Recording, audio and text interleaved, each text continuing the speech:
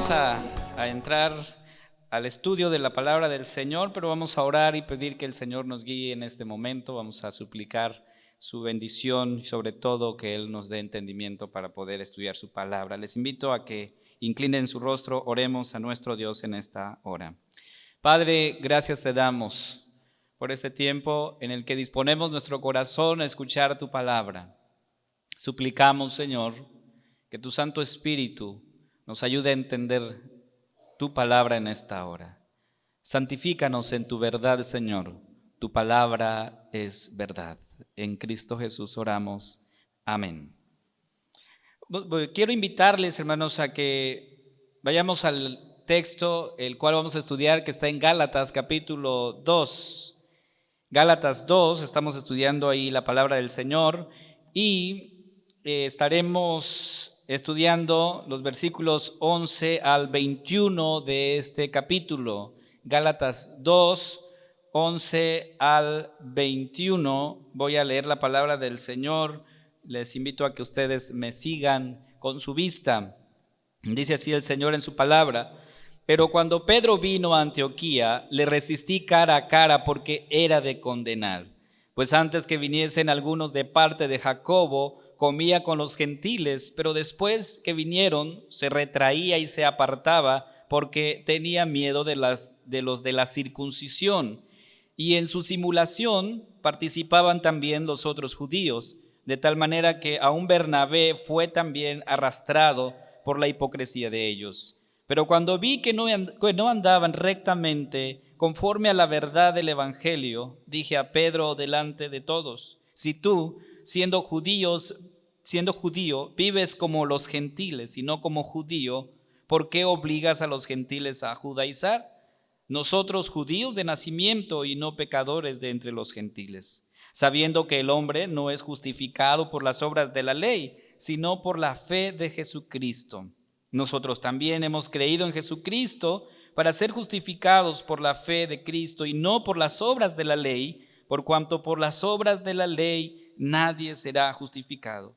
Y si buscando ser justificados en Cristo, también nosotros somos hallados pecadores, ¿es por eso Cristo ministro de pecado? En ninguna manera, porque si las cosas que destruí, las mismas vuelvo a edificar, transgresor me hago. Porque yo por la ley soy muerto para la ley, a fin de vivir para Dios. Con Cristo estoy juntamente crucificado, y ya no vivo yo, mas vive Cristo en mí. Y lo que ahora vivo en la carne, lo vivo en la fe del Hijo de Dios, el cual me amó y se entregó a sí mismo por mí. No desecho la gracia de Dios, pues si por la ley fuese la justicia, entonces por demás murió Cristo. Palabra del Señor. Yo quiero invitarles a que no cierren su Biblia o su celular y me acompañen en este tiempo, porque vamos a meditar en este pasaje. Pero pensando sobre lo que la Escritura nos dice, estaba meditando en lo que uno de los salmos nos enseña, que el Señor es nuestro refugio de generación en generación. Y así comienza la Escritura en uno de los salmos, que el Señor es nuestro refugio de generación en generación. La pregunta es: ¿por qué la palabra del Señor nos dice que el Señor es nuestro refugio, hermanos? ¿Por qué la palabra del Señor nos reafirma constantemente, nos recuerda constantemente que el Señor es nuestro refugio de generación en generación? Y cuando nosotros leemos la palabra del Señor de una manera general, encontramos que somos personas vulnerables, somos personas con la posibilidad de tropezar y de caer. Por eso la Escritura, la palabra de Dios nos dice, el apóstol Pablo escribiendo su carta a la iglesia, a los Corintios, 1 Corintios 10, 12, el apóstol dice: por lo tanto, si alguien piensa que está firme, tenga cuidado de no caer. Es lo que dice el Señor en su palabra. Entonces a veces nosotros pensamos que a nosotros no nos puede pasar lo que le pasó a tal persona, a tal hermano, a tal hermana, ¿sí?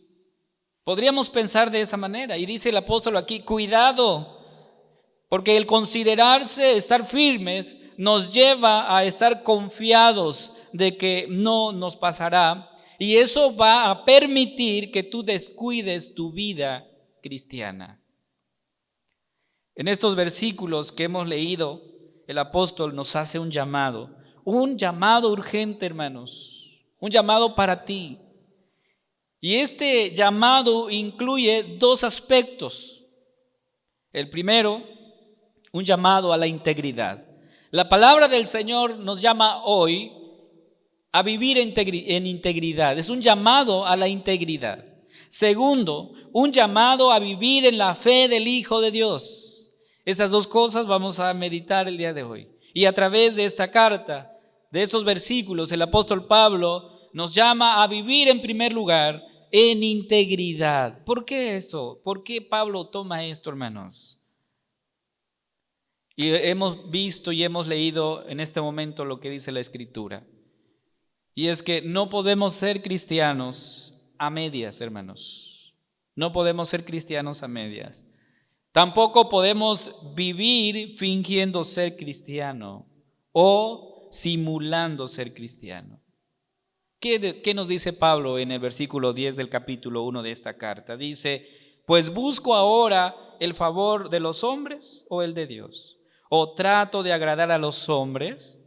Pues si todavía agradara a los hombres, no sería siervo de Cristo. Entonces, el llamado es a vivir en integridad como verdaderos cristianos. Ese es el llamado. Y el apóstol Pablo confrontó a Pedro porque él no estaba viviendo en integridad. Dice el versículo 11 de este pasaje, Gálatas 2:11. Pero cuando Pedro vino a Antioquía, le resistí cara a cara porque era de condenar. Aquí hay una confrontación de parte del apóstol Pablo a Pedro. Y el apóstol nos cuenta qué hizo con Pedro. El texto nos dice, le resistí cara a cara. Es lo que dice, le resistí cara a cara. En el griego esta palabra resistir significa pararse frente a alguien o parar en seco a alguien que no está viviendo conforme a la verdad del evangelio.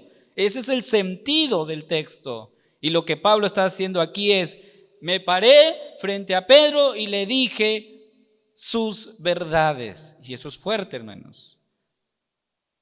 Por eso tenemos que preguntarnos qué significa no ser íntegro, porque estamos hablando de que somos llamados a vivir en integridad. Pero ¿qué significa no ser íntegros? Pablo aquí nos menciona algunas cosas. Primero, significa hacer las cosas por obligación. Eso es no ser íntegro, cuando tú estás haciendo las cosas por obligación. Versículo 12 de este pasaje, Gálatas 2:12. Pues antes que viniesen algunos de parte de Jacobo, comía con los gentiles, pero después que vinieron, se retraía y se apartaba porque tenía miedo de los de la circuncisión.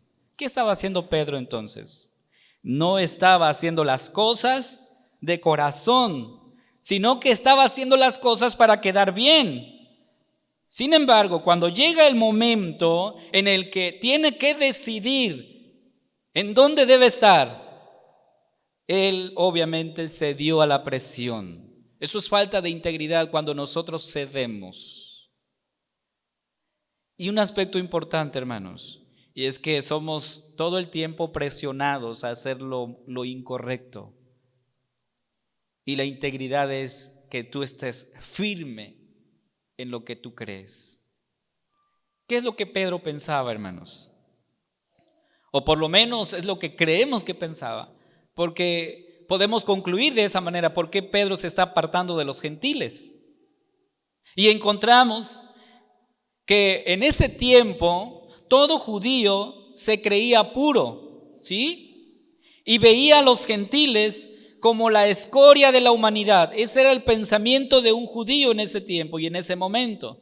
Los gentiles son la escoria de la humanidad. De hecho, algunos judíos llegaron a pensar que Dios había creado a los gentiles como la estopa o como leña para atizar las llamas del infierno. Es lo que creía un judío. Pedro había entendido que Dios no hace acepción de personas.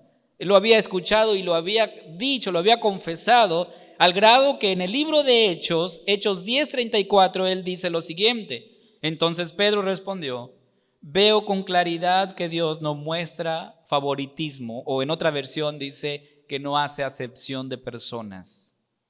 Hermanos, sin embargo, Pedro en su conducta podríamos decir que no tragaba a los gentiles. Es decir, simulaba aceptarlos, pero no en su corazón, es decir, no de corazón. ¿Cuál era entonces el pecado de Pedro?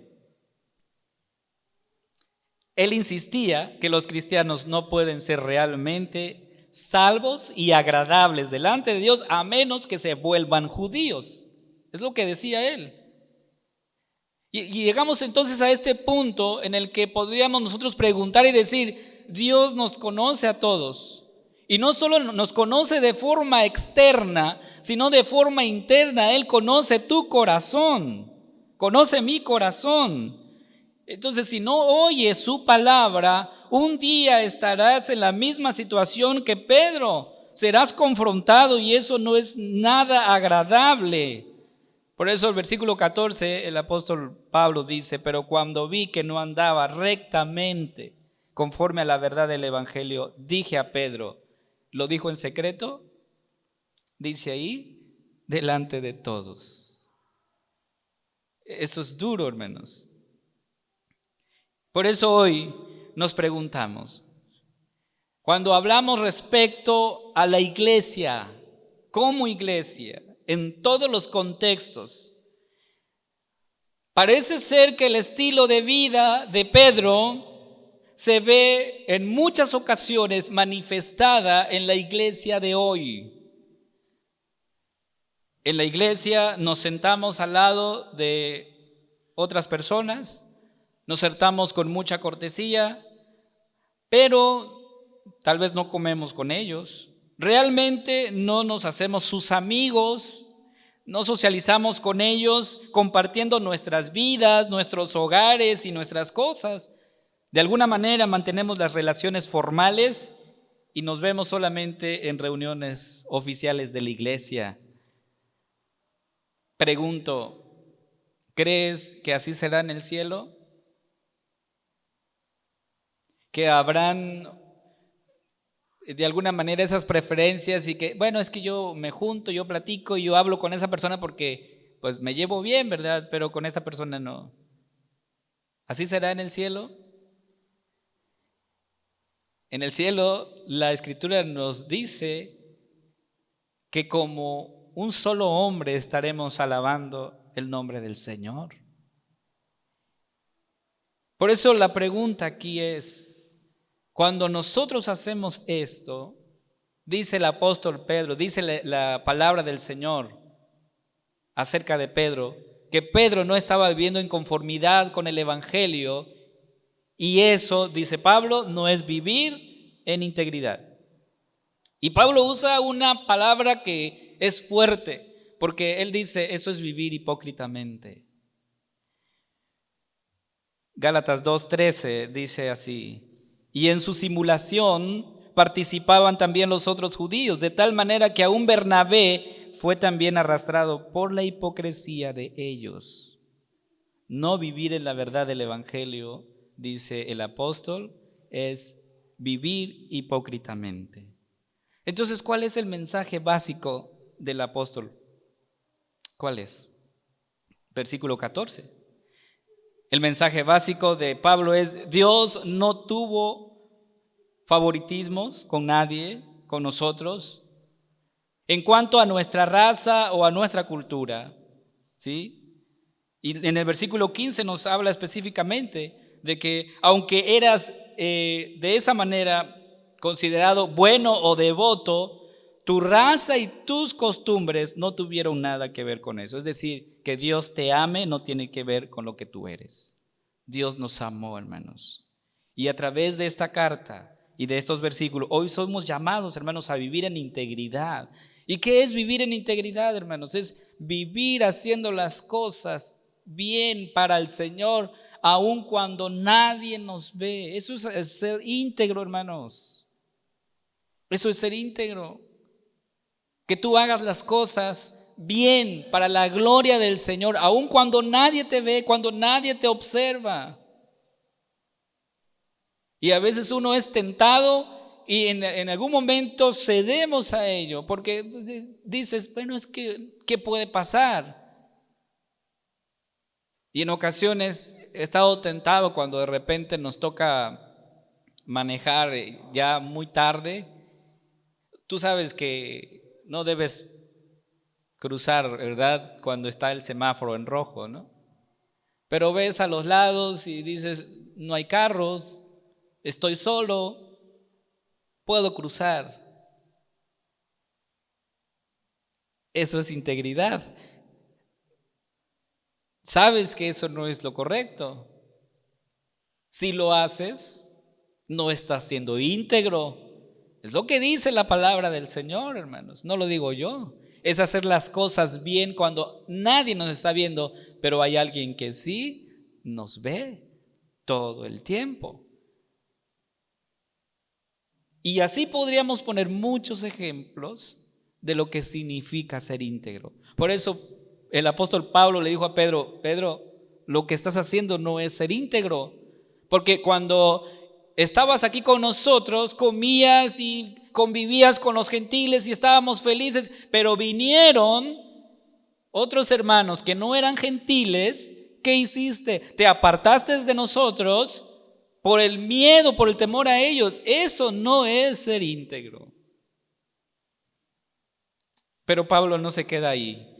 Nos llama a la integridad, pero también nos llama a vivir en la fe. En la fe. ¿Qué significa vivir en la fe, hermanos? Significa creer que somos justificados por la fe en Jesús. Ser justificados en la fe en Jesús. Gálatas 2:16 dice, sabiendo que el hombre no es justificado por las obras de la ley, sino por la fe de Jesucristo. Nosotros también hemos creído en Jesucristo para ser justificados por la fe de Jesucristo y no por las obras de la ley, por cuanto por las obras de la ley nadie será justificado. Hermanos, el texto dice que no somos justificados por lo que hacemos, sino por lo que Cristo hizo en la cruz del Calvario. Por eso somos justificados. Y hay un pasaje que a mí me llama mucho la atención y me llena cuando leo este pasaje. Lo encuentras en Romanos 5:1. Justificados pues por la fe, tenemos paz para con Dios por medio de nuestro Señor Jesucristo. El efecto entonces, hermanos, de la justificación es la paz que tú tienes con el Señor. Imagínate estar en rebelión con el Señor, con nuestro Dios. No es algo bueno. Pero cuando somos justificados, volvemos a esa relación y a esa paz. Y por eso Pablo pregunta, bueno, si creer que somos salvos porque el Señor nos ha justificado, si creer eso es pecado, entonces Pablo dice en el versículo 17, si buscando ser justificados en Cristo también nosotros somos llamados o hallados pecadores, ¿es por eso Cristo ministro de pecado? O sea, ¿soy un pecador por creer eso? Si es así, entonces el culpable es Jesús y no yo, porque Él nos enseñó que por su gracia somos justificados. Sería un pecador, dice el apóstol, si vuelvo a vivir bajo la ley, creyendo que a través de ella soy justificado. Por eso dice en el versículo 19, porque yo por la ley soy muerto para la ley a fin de vivir para Dios. ¿Qué significa esto? Significa que Pablo está diciendo, ya no descanso en aquello que yo hacía para quedar bien con Dios y agradarle a Dios. No, descanso en la obra que Cristo hizo en la cruz por mí. Somos justificados. Y somos justificados por amor, hermanos. Hay un versículo que es como uno de los versículos que desde mi niñez escuché, y es el versículo 20, Gálatas 2:20, dice: con Cristo estoy juntamente crucificado, y ya no vivo yo, mas vive Cristo en mí. Y lo que ahora vivo en la carne, lo vivo en la fe del Hijo de Dios, el cual me amó y se entregó a sí mismo por mí. O sea, el amor de Dios, el hecho que Dios haya mostrado su amor hacia mí, ha derribado mi propio yo. Y el versículo 20 nos dice así: y ya no vivo yo, sino que Cristo vive en mí. Entonces, el amor del Señor hace que yo pueda vivir para el Señor y no para mí. Justificados por su amor. ¿Qué más? Somos justificados por gracia. El versículo 21 nos dice: no desecho la gracia de Dios, pues si por la ley fuese la justicia, entonces por demás murió Cristo.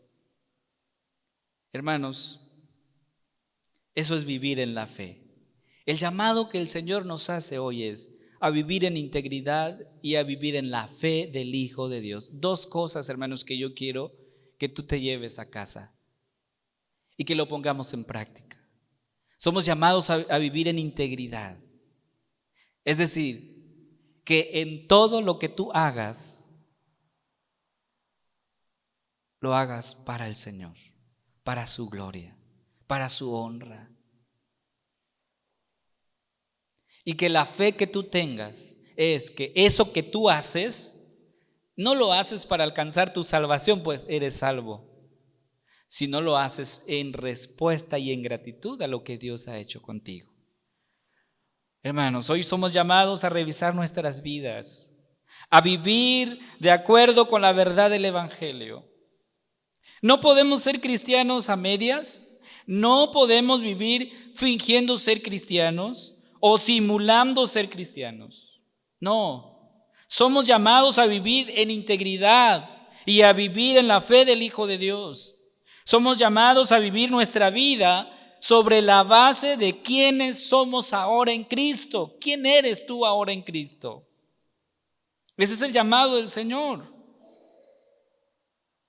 Y para nuestros amigos, cuando nosotros hablamos del regalo de la vida eterna, tú también puedes recibir ese regalo de la vida eterna. Porque es ofrecido a todos, para todos nosotros, hermanos. Algo muy importante. En esos días, últimas semanas, hemos estado en algunos funerales. Y siempre cuando llegamos a esos momentos difíciles de la vida, nos acordamos que no somos eternos, hermanos. Que nuestra vida, como dice Salmos, es como la flor del campo, que en la mañana florece y en la tarde es cortada y se seca. Que terminamos nuestros años como un pensamiento. Es decir, hoy estamos, mañana no sabemos, hermanos. Así es tu vida y así es mi vida. Somos frágiles y vulnerables.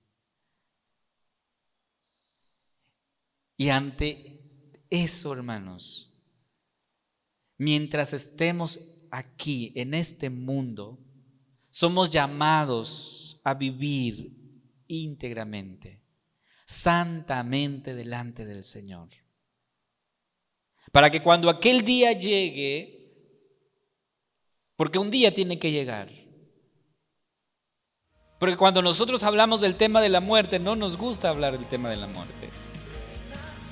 Pero necesariamente tiene que llegar un momento en el que estaremos frente a Cristo, cara a cara. No sé tú, pero yo sí quiero escuchar esas palabras del Señor. Buen siervo fiel. En lo poco has sido fiel, en lo mucho te pondré. Entra al gozo de tu Señor. Yo estoy convencido que voy a escuchar esas palabras del Señor. Te pregunto a ti, ¿estás convencido? ¿Estás convencido que vas a escuchar esas palabras del Señor? Entonces, hermanos, como dice la Escritura, en respuesta a lo que Cristo ha hecho en nosotros, nos ha dado la vida eterna, nos ha dado la salvación. En respuesta a todo ello, somos llamados a vivir en santidad, en integridad delante de Dios. Eso es, hermanos, ser agradecidos. Que con mi vida entera le alabe y le glorifique a Dios. Hay un himno que nos recuerda eso. Que mi vida entera esté consagrada ¿a quién, hermanos? A ti, Señor. Que eso sea entonces el objetivo de nuestra vida, consagrar nuestra vida al Señor. Vamos a orar, hermanos. Padre, nos llamas a vivir en santidad, en obediencia a tus mandatos. Y hoy, como el himnólogo lo dice, pedimos que nuestra vida esté consagrada a ti, Señor, viviendo en santidad, en integridad, en respuesta a lo que tú has hecho por nosotros. Tú diste tu vida, Padre, por amor a nosotros. Gracias por ese amor manifestado. Ayúdanos entonces a vivir de acuerdo a tu santa voluntad, honrando y alabando tu nombre siempre. Te lo pedimos, Señor, en el nombre de Cristo Jesús. Amén.